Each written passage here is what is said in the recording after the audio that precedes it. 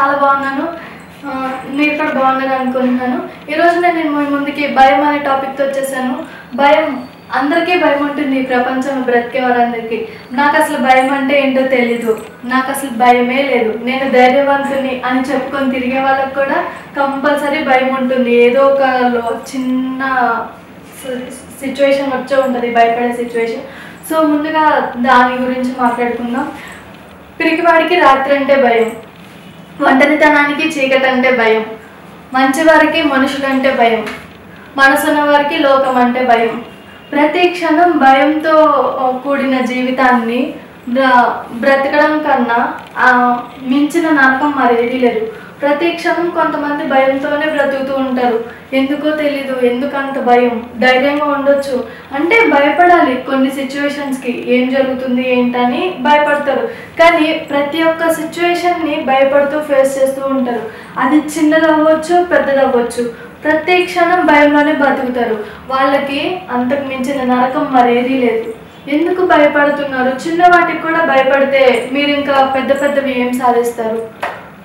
అలా భయపడుతూ ఉంటే మీరు చేయాలనుకున్నది కూడా చేయలేరు, మీకు అసలు ధైర్యం రాదు. ఓకే, ధైర్యవంతుణ్ణి అని అనుకుంటారు చూసారా, వాళ్ళే గ్రేట్. ఎందుకంటే కొంచెం కాకపోతే కొంచెమైనా వాళ్ళు అనుకున్నది సాధించగలుగుతారు ఎదురించి పోరాడి. కానీ భయంతో బ్రతికే వాళ్ళు ఏది సాధించలేరు. ఎందుకంటే వాళ్ళకి భయం ఉన్నంతసేపు వాళ్ళు ఏం చేస్తున్నారో తెలీదు, ఏం చేయాలనుకుంటున్నారో తెలీదు, అసలు చేసే దాని మీద కాన్సన్ట్రేషన్ ఉండదు, భయంతోనే ఉంటారు. కానీ ధైర్యవంతుని అని చెప్పుకొని తిరిగే వాళ్ళకి ప్రతి ఒక్క క్షణం నేను ఏదైనా చేయగలను, నేను ఏదైనా చేసేయగలను అనే ఒక కాన్ఫిడెన్స్ ఉంటుంది. కాబట్టి అందరూ ధైర్యంగానే ఉండాలి, భయంతో ఉండకూడదు అనేది నాది.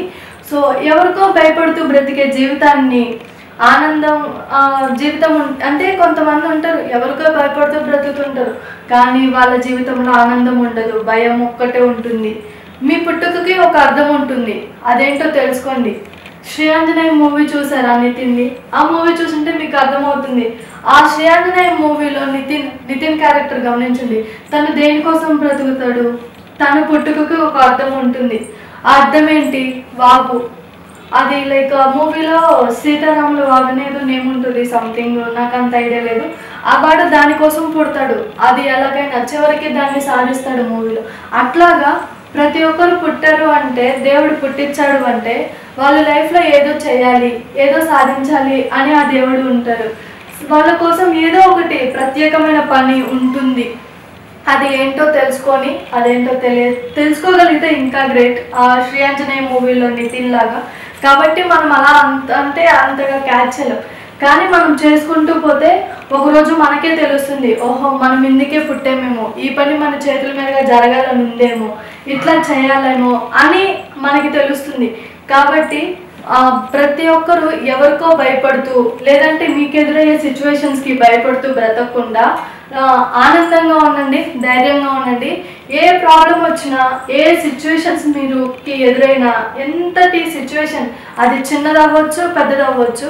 కాబట్టి మీరు దాన్ని ఎలా ఫేస్ చేస్తారో తెలీదు. అంటే ఒక్కొక్క సిచ్యువేషన్ ఒక్కొక్కలా ఫేస్ చేయాలి కదా, అన్నిటికీ ఒకటే సొల్యూషన్ ఉండదు.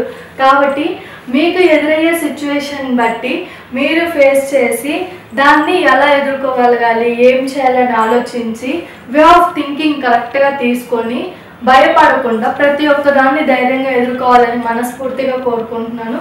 ఇంకా ఎప్పుడు ఎవ్వరికీ భయపడకండి. కొన్ని బంధాలు దేవుడే విడగొడతాడు.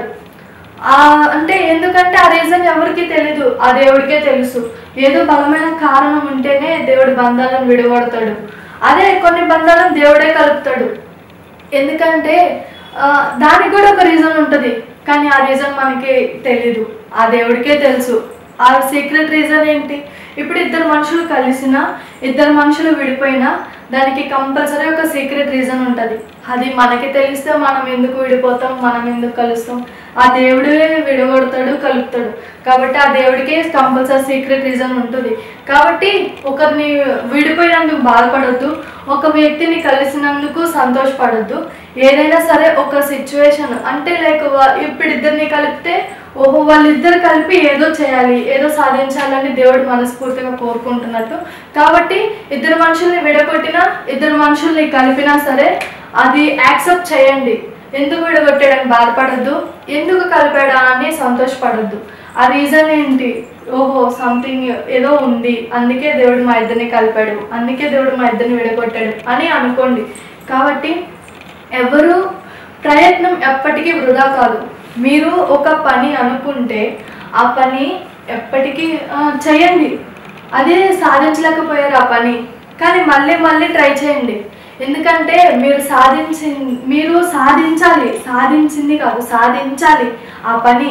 మీరు ప్రయత్నం చేస్తూ ఉండండి, ఆ ప్రయత్నం ఎప్పటికీ వృధా కాదు. ఎందుకంటే ప్రయత్నం చేస్తూ ఉంటేనే మనకి ఫలితం వస్తుంది. ఒకసారి ట్రై చేసి ఇది రావట్లేదు, ఇది మనకి రాదు, ఇది మనకొద్దు అని వదిలేసి ఇంకో పనికి వెళ్తావు, అక్కడ ఆ పని రాదు, మళ్ళీ అది వదిలేసి వెళ్తావు. అలాగే వెళ్తే నీకు అసలు ఏది రాదు.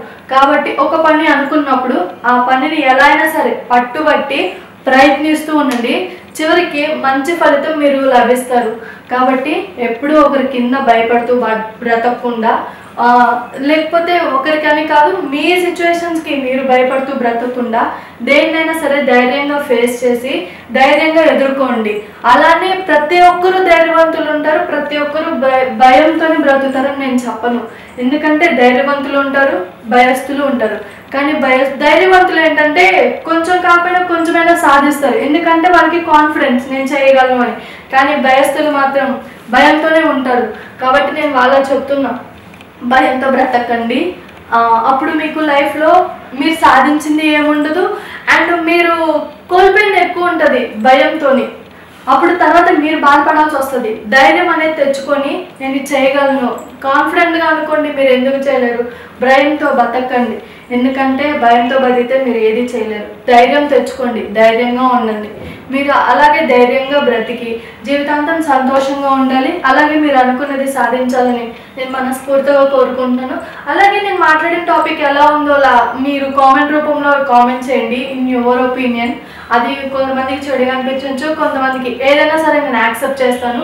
కాబట్టి మీరేమనుకుంటున్నారు, నా వీడియో చూసి నేను మాట్లాడింది మీరేమనుకుంటున్నారో అది కామెంట్ రూపంలో తెలియజేయండి. అలాగే నా వీడియో నచ్చితే లైక్ చేయండి, షేర్ చేయండి. మరిన్ని వీడియోస్ కోసం మా TFCC లైవ్ ఛానల్ని సబ్స్క్రైబ్ చేసుకోండి. Thank you all. హాయ్ అండి, నేను మీ కార్తికేయ. TFCC లైవ్ ఛానల్ని లైక్ చేయండి, షేర్ చేయండి, సబ్స్క్రైబ్ చేసుకోండి. This is Nikhil. TFCC ఛానల్ని ఎంకరేజ్ చేయండి, లైక్ చేయండి, subscribe. Hello, this is heroine Alekhya Angel. TFCC live ఛానల్ని లైక్ చేయండి, షేర్ చేయండి, సబ్స్క్రైబ్ చేయండి. TFCC ఛానల్ని లైక్ చేయండి, షేర్ చేయండి, సబ్స్క్రైబ్ చేయండి. నేను మీ హీరోయిన్ మౌర్యాని. Thank you. అందరికీ నమస్కారం, నేను మీ Gita Madhuri. TFCC live like చేయండి, షేర్ చేయండి, సబ్స్క్రైబ్ చేయండి. హాయ్ అందరికీ నమస్కారం, నేను మీ Madhupriya. Please like share subscribe to TFCC live. Please subscribe TFCC channel like చేయండి, షేర్ చేయండి. TFCC ఛానల్ని లైక్ చేయండి, షేర్ చేయండి, సబ్స్క్రైబ్ చేయండి. Hi, please subscribe TFCC. Hello, this is your all supplicants. Please do subscribe TFCC live channel. Thank you so much. Please do subscribe to TFCC live channel and like, share and subscribe చేయండి. Hi, నేను మీ Vijay Shankar. TFCC channel do subscribe, like చేయండి, share చేయండి. Thank you. నమస్తే, నేను మీ Karthika. TFCC ఛానల్ని share చేయండి, లైక్ చేయండి, సబ్స్క్రైబ్ చేయండి. అందరికీ నమస్కారం, I'm your favourite actress Ankita Maharana. Like చేయండి, షేర్ చేయండి, సబ్స్క్రైబ్ చేయండి. TFCC live. Love you all.